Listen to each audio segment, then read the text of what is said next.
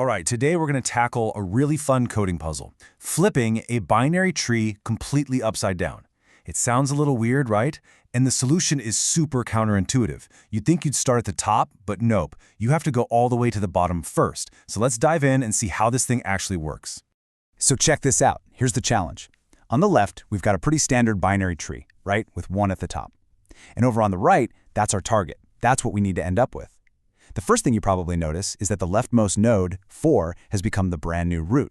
And the original root, 1, is now way over on the far right. The question is, how in the world do we write some code to make that happen? Okay, so first things first. Before we can even think about solving this, we have to know the rules of the game. Let's break down the exact transformation that's required. Believe it or not, this entire complex-looking transformation boils down to just these 3 simple rules. For any little group of a parent, a left child, and a right child, Rule 1, the original left child becomes the new parent. Rule 2, the original parent becomes the new right child. And Rule 3, the original right sibling, it slides over to become the new left child. This little 3-step dance is the absolute key to everything. I know, that might still feel a bit abstract. So, let's deconstruct this flip.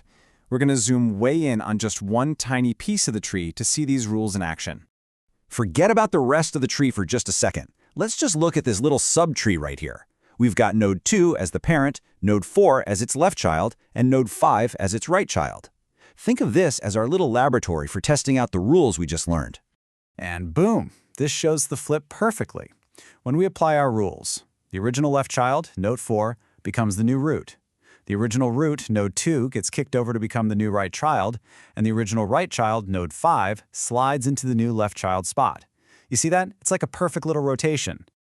Okay, so that small flip we just saw, that's our aha moment. The secret to flipping the entire tree is just doing that same little flip over and over again, but, and this is the important part, starting from the bottom and working our way up. Let's dig into this recursive insight. This right here is the whole game. Our intuition probably tells us to start at the root, at node 1, and try to flip things there. But that's just not going to work. We have to go all the way down to the deepest, leftmost node first. We solve the problem at the lowest level, and only then do we use that result to solve the level above it, and so on, all the way back up. This slide lays out that journey perfectly. So, we start at the root, 1, but we don't do any work yet. We just dive left down to 2. Still no work. We dive left again to 4, and stop. We've hit the bottom. This is our base case. Now the work begins. We return back up to node 2, and we perform our flip on that little 2, 4, 5 group. Then we return up again to node 1 and do the flip on the 1, 2, 3 group. It's a journey all the way down, and then all the magic happens on the way back up. Okay, we've got the logic. We've visualized this whole bottom-up journey.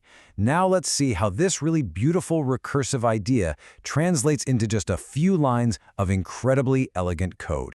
You know, every recursive solution has to have a stop sign. That's the base case. For us, it's super simple. It's when we hit a node that doesn't have a left child. In our example, that was node 4.